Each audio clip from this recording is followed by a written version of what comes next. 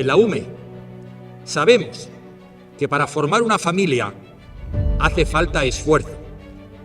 Lo sabemos porque somos una familia que se ha forjado a base de esfuerzo y de compromiso con los españoles.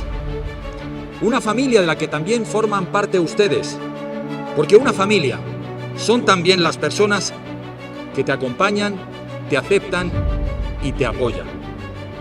Somos una familia que, cuidando sus raíces de apenas 18 años y sabiendo que lo importante es el aquí y ahora, no deja de mirar hacia un futuro al que hay que adaptarse con rapidez, porque sabemos que cuando se trata de una emergencia, entre la orden y la respuesta hay muy poco tiempo, y que de la rapidez y de la eficacia de esta respuesta depende el alivio del sufrimiento de muchos. Soldados de la UME, sois ejemplo de lo que es una verdadera unidad militar.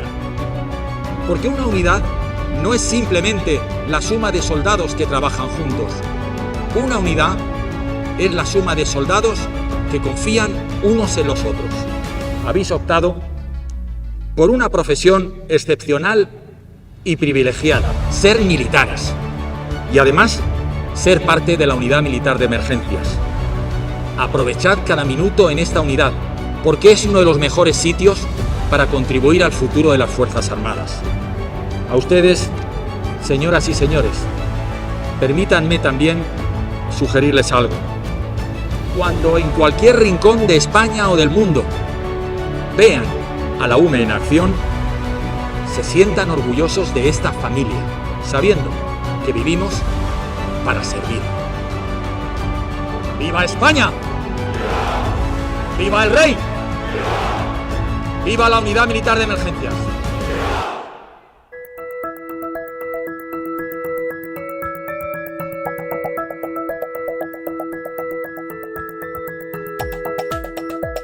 La entrevista de Radio 5.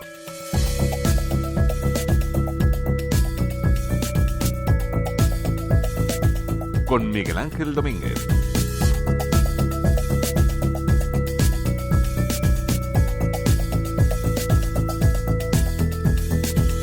Un saludo, ¿qué tal? ¿Cómo les va? El acrónimo UME corresponde a la Unidad Militar de Emergencia.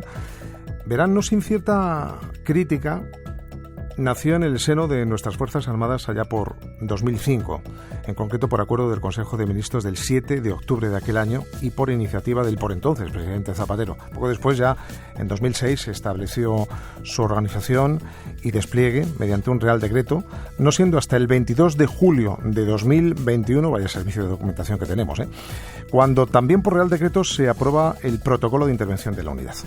Desde su creación, su trabajo ha sido conocido y, sobre todo, reconocido, aplaudido por la población. Su presencia es fundamental para intentar reconducir situaciones, se lo pueden ustedes imaginar, muy complejas: inundaciones, terremotos, incendios. Por tanto, una unidad de intervención acostumbrada a analizar situaciones extremas para actuar de la mejor forma posible y siempre obedeciendo criterios del Ministerio de Defensa. Así quedó establecido a través de otro Real Decreto, este de 2018, con un titular: Protocolo de Intervención de la UME. Bueno, ahí se dice: el ministro de Defensa, por delegación del presidente del Gobierno, ordenará la intervención de la UME a propuesta del Ministerio de Interior, aunque es verdad que en estrecha colaboración con el de Interior, como les digo, a través de Protección Civil. General Francisco Javier Marcos Izquierdo, muy buenas tardes. Buenas tardes y gracias por invitarme a conversar con usted sobre la UME. Bueno, gracias por lo que a nosotros respecta, por haber tenido a bien estar aquí en este estudio 209 de la Casa de la Radio. Yo decía general, usted ascendió, por cierto, y no hace mucho, a teniente general, responsable, en todo caso, de la Unidad Militar de Emergencia. ¿Exactamente desde cuándo? Desde agosto, es decir, hace 9 meses. Y además lo recuerdo muy bien porque no había terminado prácticamente de pronunciar la fórmula del juramento cuando me sonó el teléfono diciéndome que había que activar a la UME para acudir al incendio de Arafo, e inmediatamente di novedades a la ministra de la situación. O sea que asciende usted a teniente general y poco menos que lo vinculamos a su nueva responsabilidad al frente de la UME, ¿no? Directamente. ¿Me recuerda sus 2 destinos anteriores, por favor? Sí, el antepenúltimo, digamos, fue el de jefe jefe de las Fuerzas Aeromóviles del Ejército de Tierra, y el anterior, al que ocupa actualmente, fue el de Director de Integración de Funciones Logísticas del Ejército de Tierra, que parece un nombre un poco técnico, pero en definitiva se trata de Director del Sostenimiento de todos los materiales del Ejército de Tierra. Y del anterior, yo sé que ahí está especialmente orgulloso, Director de la Academia de Infantería. Así es, sí. Porque usted, aunque ha sido...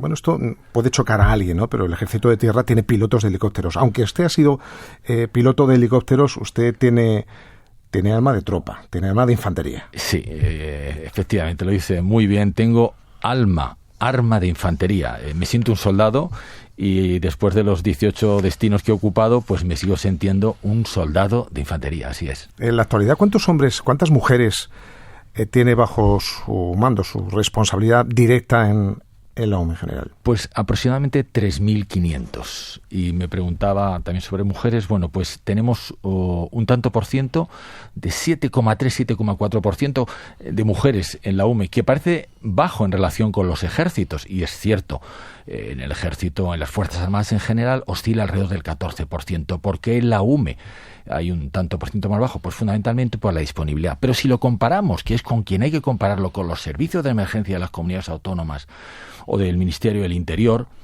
el tanto por ciento se multiplica por 7 en la UME en referencia a esos servicios. General, ¿ha explicado bien la razón de ser de la UME desde que se creara en 2005? ¿Habría que añadir algo más? Quizá algún matiz, quizá alguna aclaración. Bueno, yo creo que sí, que lo ha explicado muy bien, pero hay un matiz que es esencial y que es bueno que sepan todos los oyentes. Y es el siguiente: ¿cuál es la razón de ser de la UME? Bueno, pues nuestra razón de ser es cumplir una de las misiones que tiene asignadas las Fuerzas Armadas, porque la UME somos Fuerzas Armadas, somos una fuerza conjunta de las Fuerzas Armadas. Y el matiz esencial es que somos la punta de lanza de las Fuerzas Armadas para intervenir en cualquier lugar del territorio nacional o del exterior, en cualquier parte del mundo, y contribuir a la seguridad y al bienestar de los ciudadanos en situaciones de grave riesgo, catástrofe, calamidad u otras necesidades públicas. Pero no solo esto, porque esto es lo que la gente normalmente sabe, es decir, actuar en situaciones de emergencia. Además, como somos una unidad militar, tenemos que mantener una serie de capacidades militares para el caso en el que el Ministerio de Defensa, el jefe de Estado Mayor de Defensa, necesitará de disponer de estos 3.500 hombres y mujeres, porque somos una fuerza considerable. Es decir, además de nuestra preparación para situaciones de emergencia, debemos estar, y lo estamos, perfectamente preparados para las operaciones militares. Habla usted de la gente, quizás no sepa esto último que me acaba de contar, la gente. ¿Qué aceptación tienen entre la población española? Y eso que nació, la UME nació como nació, con serias críticas, pero hay que reconocer, a mí me consta que si la UME está haciendo un servicio determinado en un punto geográfico español determinado o no tiene por qué, y entra en un bar, es muy difícil que él o la responsable de ese bar le deje pagar. Pues sí. Hasta ese punto llegamos. Es cierto, hasta ese punto llegamos. Yo doy fe de la experiencia de estos 9 meses que llevo al frente de esta unidad, y así ha sido siempre. Este señor es de la UME, esta señora es de la UME, este no paga. Así es. Yo miro alrededor por si hay algún compañero de promoción, algún amigo, pero rápidamente el dueño o la dueña del establecimiento me dice: no, ustedes no pagan, ustedes son la UME.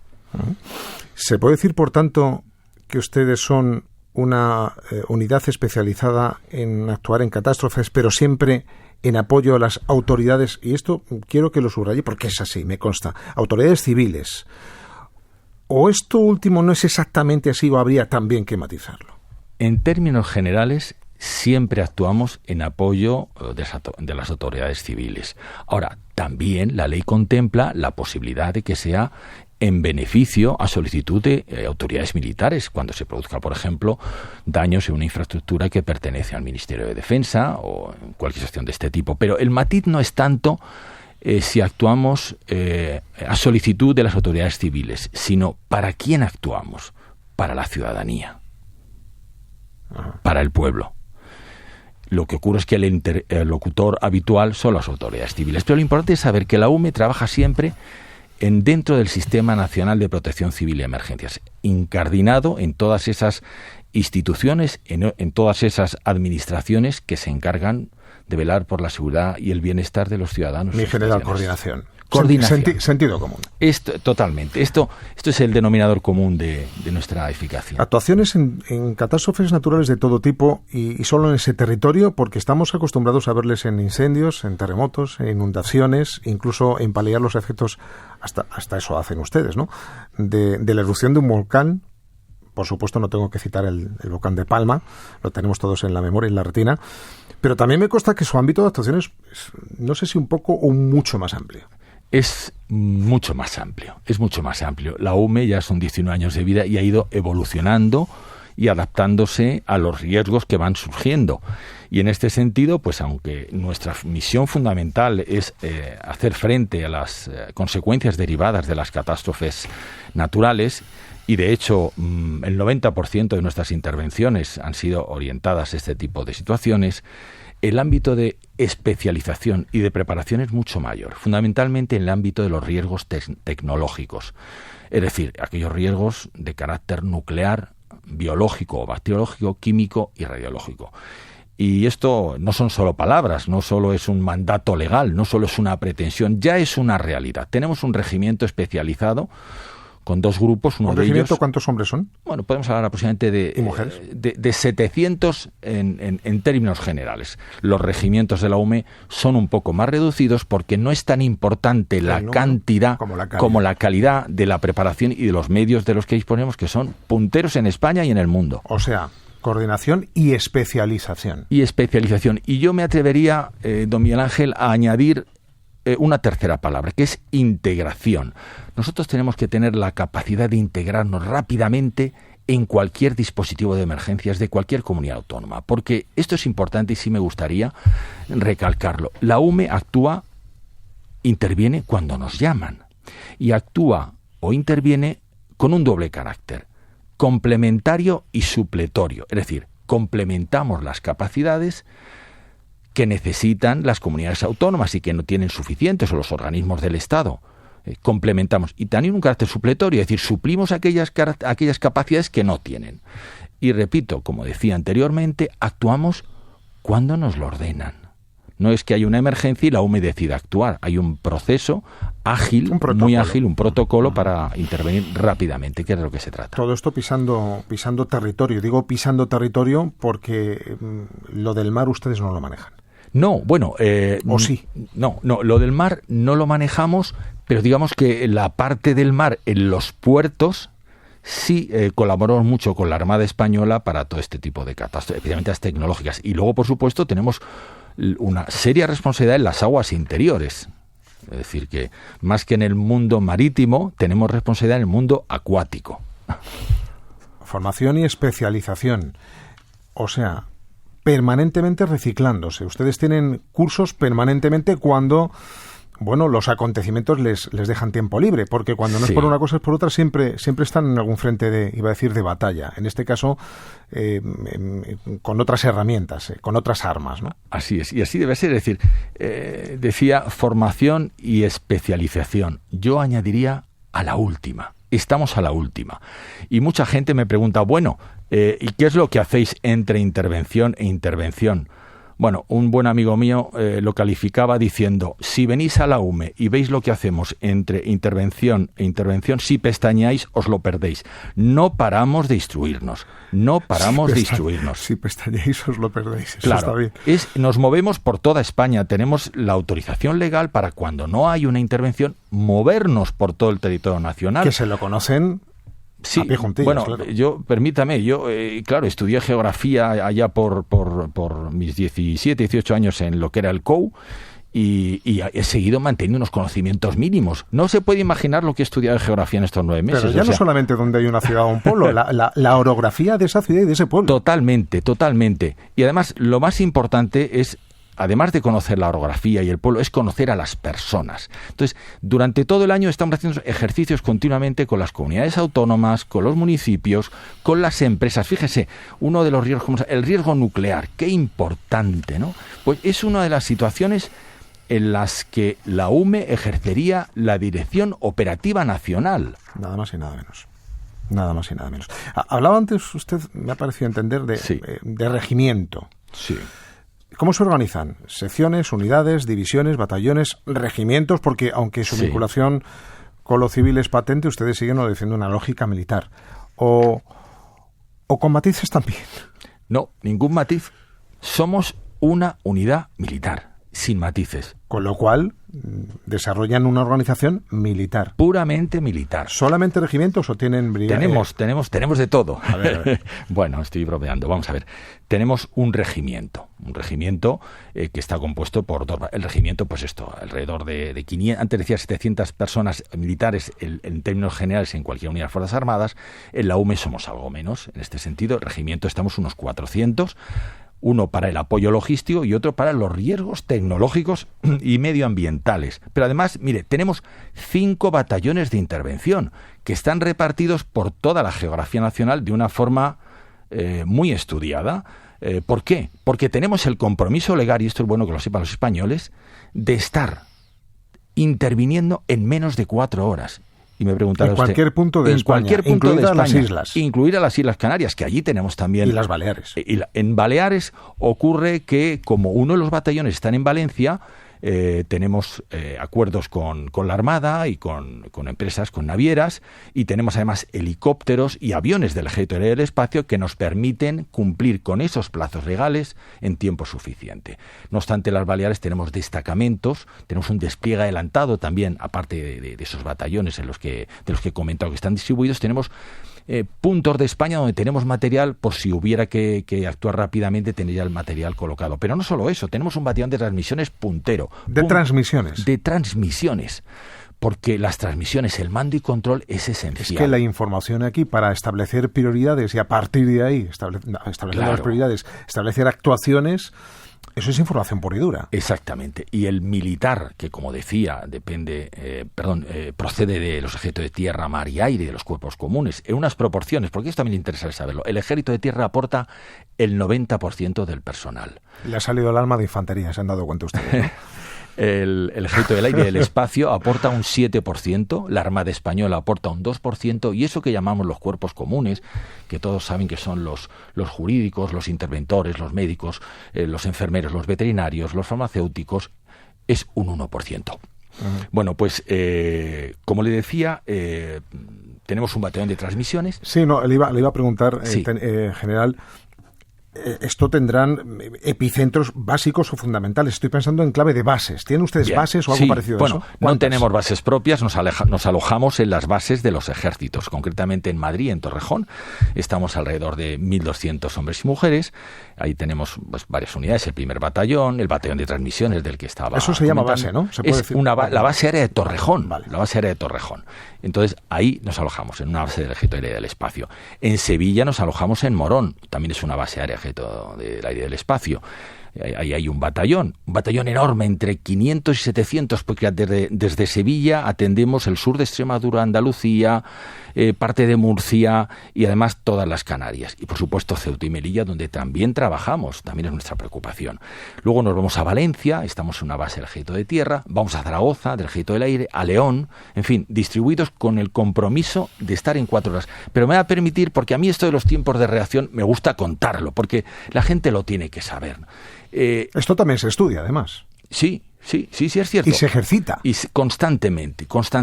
Los tiempos de reacción de la UME son únicos.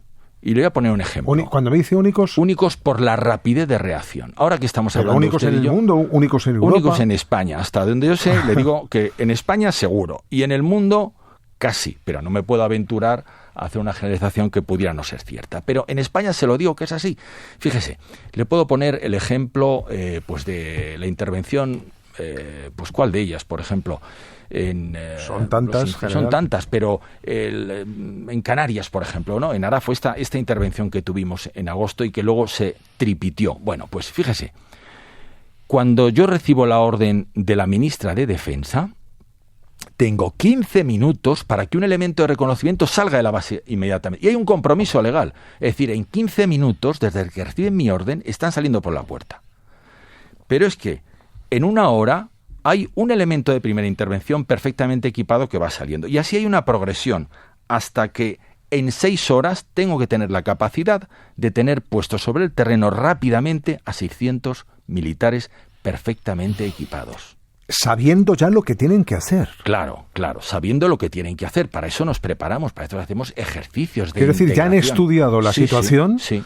ya han establecido las prioridades, Absolutamente, han distribuido totalmente. a los equipos sobre el papel Claro. y en 6 horas los tienen ahí Claro. sin perder un segundo porque ya saben perfectamente, según pisan territorio, lo que tienen que hacer. Así es. ¿Y por qué? Porque el peor enemigo de una emergencia es la improvisación. En la UME no se improvisa. Y la pérdida de tiempo. Por supuesto, Estoy pensando salva en vidas. clave de incendios, por ejemplo. Absolutamente, salva vidas. O Y por eso, inundaciones. o inundaciones, por eso, entre intervención e intervención, el adiestramiento es constante, para no dejar espacio ninguno a la improvisación. Adiestramientos. ¿Comparten experiencia con terceros países? Constantemente. Y antes de decirle Ahí qué es donde me experiencias... dice un pajarito, usted igual no lo dice, Sí. pero yo sí lo voy a decir. Sí. Ahí me dice un pajarito que hay terceros países que cuando ustedes desarrollan sus protocolos de actuación, cómo actúan, cómo hacen frente a según qué situaciones, toman muchas notas. Muchas notas, pero es que esas notas luego se traducen en que nos piden venir a que les contemos cómo lo hacemos. Claro. Esto ha pasado en la última emergencia, el último terremoto, triste, terrible terremoto en Marruecos. Esto ha pasado con Turquía, es decir, mantenemos tanto contacto con el exterior porque el modelo UME, el modelo español, es único en el mundo.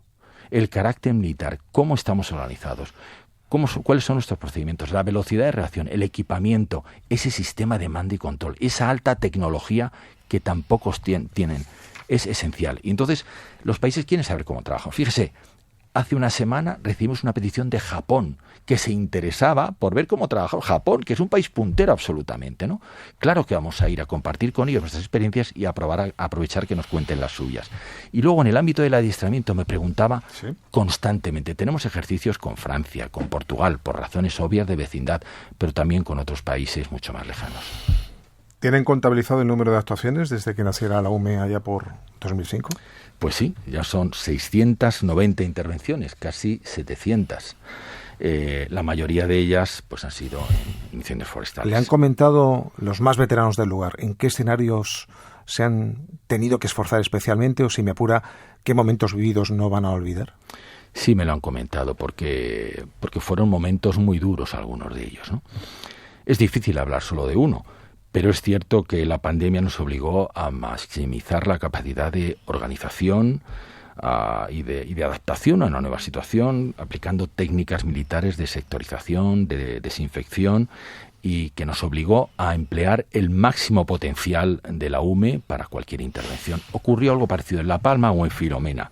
Y ocurrió algo también muy parecido el verano del año 22. Fíjese, para esta campaña simplemente decirle que tenemos 1.400 hombres y mujeres en ataque directo al fuego para la campaña contra incendios y 1.500 en apoyo logístico, porque no se trata solo de intervenir, hay que mantener esa capacidad con la logística. Ser el general en jefe de una organización militar que se da mucho a la mano porque es muy cercana a lo civil, ser el responsable de la UME debe de dar muchísimo trabajo, pero entiendo también, general, que muchísimas satisfacciones. Francisco Javier Marcos, teniente general responsable de la UME, Unidad Militar de Emergencia, la misma que no para de ganar predicamento, simpatías entre esa sociedad civil. Placer, general, y gracias por realizar esa labor que, insisto, es cada vez más y mejor reconocida. Muchas gracias a usted y un saludo a todos los oyentes.